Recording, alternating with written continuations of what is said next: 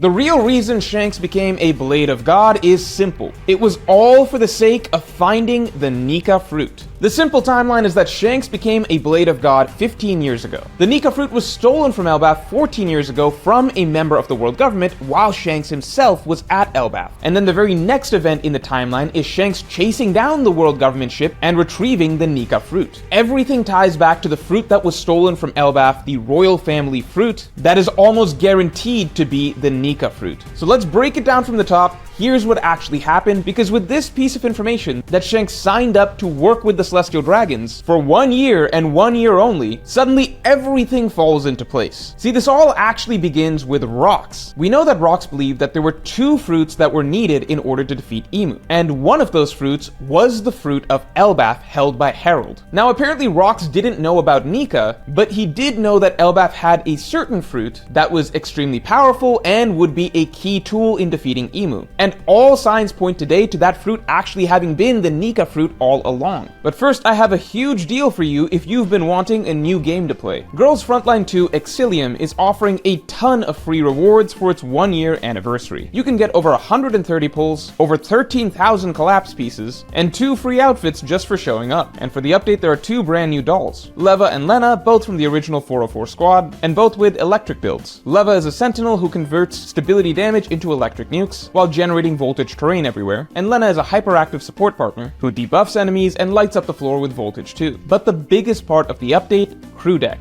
the new 3D interactive gameplay mode. This is a 3D living space with dolls, complete with a collectible cabinet, armory, minigames, and even free interactive story scenes like macchiatos. Commanders can also claim 35 outfit access permissions for free to help you unlock the Klukai interactive story scene, where different choices trigger different story content. On top of this, you get new free skins, Springfield and Chia, and for a limited time you get significantly discounted skins for Leva, Lena, and Andorus, as well as a limited time low-cost skin event for Centauris. There's also the big new story event Deep Oblivion Part 1, plus Intertwined Assault, the glittering Star Wish event where all commanders across the server will face a super boss with over 10 billion HP, and new minigames like Speed Blitz. If you want to try this game out, this is genuinely the perfect window, because right now you can get more free content than ever before. So if you want to experience all this, then download Girls Frontline 2 Exilium right now using the link in the description and the pinned comment. Check out their socials for updates and join millions of commanders celebrating their 1st anniversary.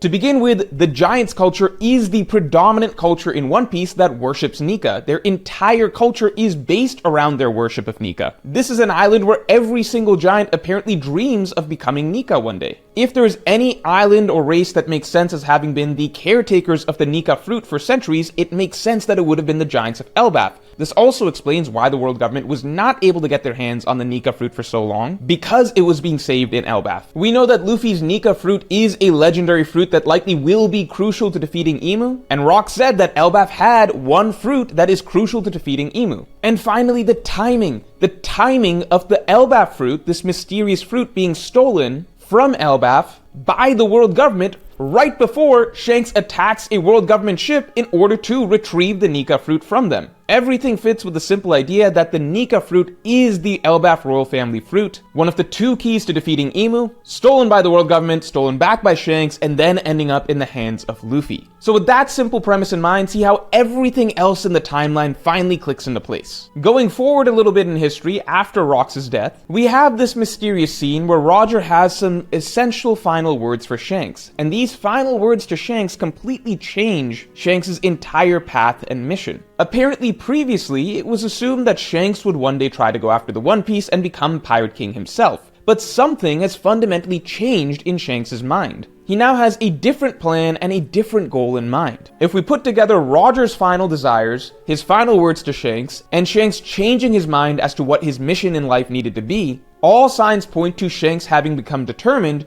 to find the successor to Roger rather than trying to become Roger's successor himself. And really not just finding the successor to Roger, but more so trying to find the successor to Joy Boy. Because remember, Roger's own final desire was to create the successor to Joy Boy himself. He planned on that being his own son, Ace. And keep that note in mind for later, that Roger wanted his son to become the successor to Joy Boy. Now continuing on the timeline, 15 years ago, Shanks has his encounter with Blackbeard where he gets a scar. We don't know exactly what happened in this encounter, but based on the timing of events, it's very likely that whatever happened here was part of the trigger that led to Shanks joining the Celestial Dragons. We don't need to prove Shanks' actual morality here. We all know that he's play acting when he joins the Celestial Dragons. He even helps Fisher Tiger free the slaves. He's still shown to be on good terms with Gaban when he goes to Elbaf, so we know that whatever Shanks is doing, he's playing the Celestial Dragons. So why is he playing them? What is his actual goal? And why did he make this decision to join the Celestial Dragons only after his encounter with Blackbeard? Well, Blackbeard is very well versed in history, and he has a clear direction in mind for what he needs to do in order to complete his goals to become king of the world. From Shanks' encounter with Blackbeard, he likely learned something very important, that the Nika fruit, which is the key to creating Joy Boy's successor, is essentially impossible to find, but the only organization with a lead on where the Nika fruit may be is the world government. So Shanks, realizing that in order to find the Nika fruit, he has to go undercover with the Celestial Dragons, Shanks then decides to go against everything that he stands for and return to his Celestial Dragon roots for the sake of locating this fruit. I'm not saying that the Celestial Dragons already knew where the Nika fruit is, but considering the world government has been obsessed with locating the fruit for literally the last 800 years, it is likely that they had the best leads, or at least the best pieces of information on where the fruit was. And Shanks was correct to join them, because he joined them 15 years ago, and then within a year, we had the big incident, where everything went down at Elbaf over the Nika fruit. Let's piece apart what happened in this incident. Shanks' efforts going undercover with the Celestial Dragons to find the Nika fruit seem to have paid off. He's there at the island of Elbaf, where the Nika fruit is. It turns out to have been the Elbaf royal family fruit. But it appears that Shanks isn't the only one from the world government that may have come to that island for the fruit at that same point in time. Because we know that two other things happen here. First, Emu seemingly Dami reversied Harold for some perceived betrayal. And we know that some other world government agent stole the fruit that same day. So right here, all the pieces begin to click. Shanks joined the world government and the Celestial Dragons and effectively used them to get a lead and track down the whereabouts of the Nika fruit. But at the same time, in parallel, it appears that another God's Knight, perhaps Shamrock himself, decided to make their move and went ahead and stole the Nika fruit from right under Shanks' nose. Harold was killed in the process, and afterwards Shanks had to then follow up and chase down the stolen fruit himself, which is why the very next event in the timeline has Shanks catching the world government ship that has the fruit and taking it back himself. Now Shanks has the Nika fruit, and what is most likely, as I elaborated on in this past video, is that Shanks' true goal was to then give that fruit to Roger's son, as again, Roger's will was for his son to become the next Joy Boy. And all signs point to Shanks having been in the process of trying to carry out Roger's will, which finally brings things full circle to Chapter 1. Why was a pirate as powerful and notorious as Shanks hanging around a small town in East Blue for so long? The simple answer is that he was looking for Roger's son, and off the information that he had about Roger's son's whereabouts led him back to this one island in East Blue. It was in fact the correct island, it's just that after a long period of searching, Shanks just could not locate Ace. However, despite Shanks having brought the Nika fruit to the island in search of Ace, fate took things in a different direction,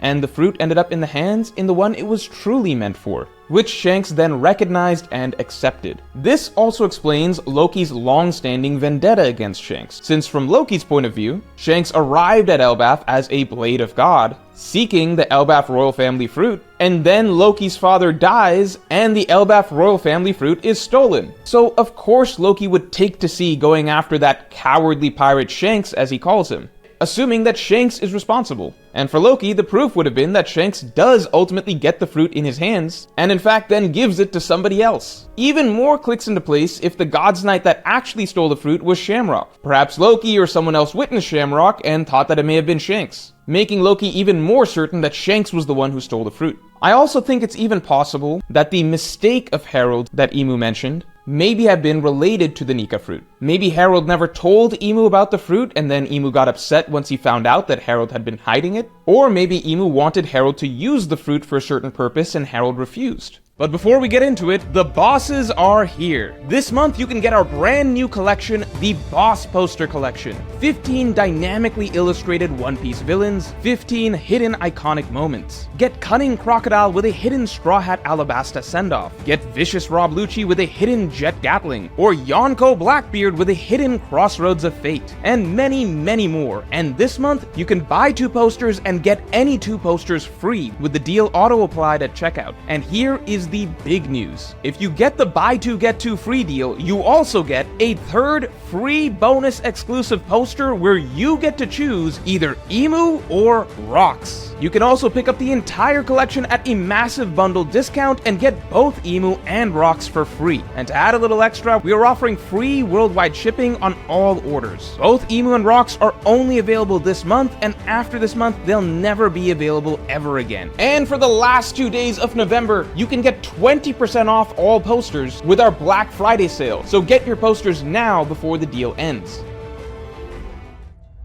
So with this, the entire timeline now makes sense. One of the 2 fruits needed to defeat Emu was the Nika fruit, which was the secret Elbaf royal family fruit all along. When Roger died, he told Shanks of his wishes, that he wanted a new Joy Boy to rise up as his successor, and that there would be a certain fruit that would be needed in order to accomplish this. This led Shanks to abandoning his original goal of finding the One Piece and becoming the Pirate King, and instead Shanks dedicated himself to fulfilling Roger's final wishes. In pursuit of his goals, eventually Shanks comes across Blackbeard, and in their encounter, Shanks realized that it's the Celestial Dragons who would have the best leads on where the fruit might be. Shanks joins the Celestial Dragons in order to get information. Over the course of the year, he learns that the fruit is in Elbaf. This is why he goes to Elbaf, but this coincides with the Gods Knights as a whole making their move on the Nika fruit. A Gods Knight steals it and it slips through Shanks' fingers, which leads Loki to assume that Shanks stole it and launches Loki's vendetta against Shanks. Shanks then has to actually pursue the world government in order to get the fruit back, which he succeeds in doing.